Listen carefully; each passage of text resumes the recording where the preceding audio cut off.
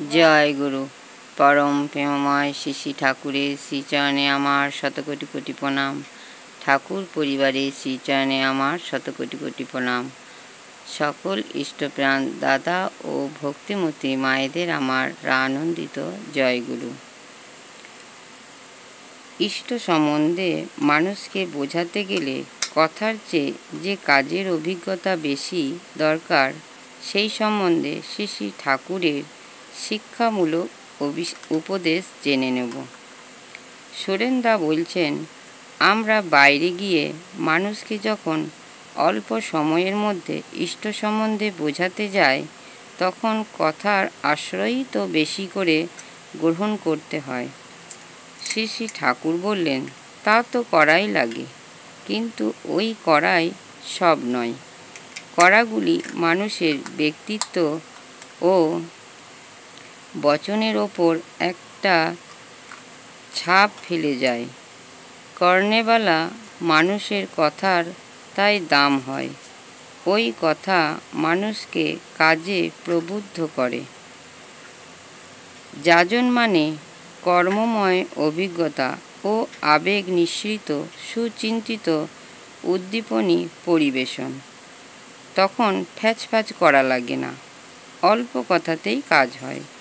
আবার অনেক সময় বিনা কথায় হাবভাব ভঙ্গিতেও মানুষ অনেক বুঝে ফেলে। আজকাল যেমন সবাকচিত্র হয়েছে, এক সময় তো সাইলেন্ট পিকচার ছিল, তখন কিন্তু মুখ অভিনয় দেখে মানুষ যা বোঝার বুঝে নিত। আমি বলি, যাজনের ক্ষেত্রে তোমাদের করাটা মুখর হয়ে উঠুক।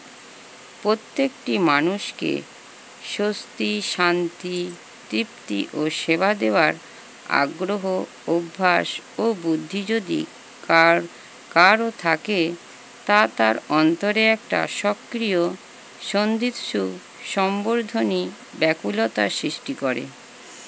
অন্যেও তার কাছে এসে টের পায় যে মানুষটা সত্যিই তাকে ভালোবাসে ও তার ভালো যাতে হয়, সুখ সুবিধা যাতে হয়, বাস্তবে তা করতে চায়।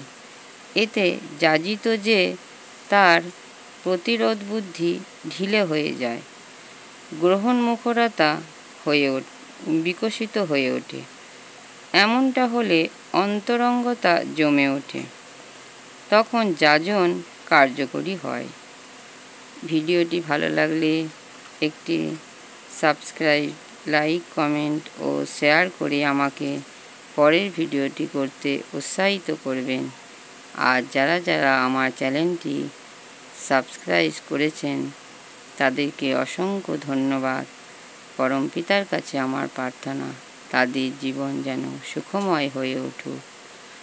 পরমপিতার কাছে আমার প্রার্থনা, সবাই ভালো থাকবেন, সুস্থ থাকবেন ও আনন্দে থাকবেন। জয় গুরু। বন্দে পুরুষোত্তমম, বন্দে পুরুষোত্তমম, বন্দে পুরুষোত্তমম।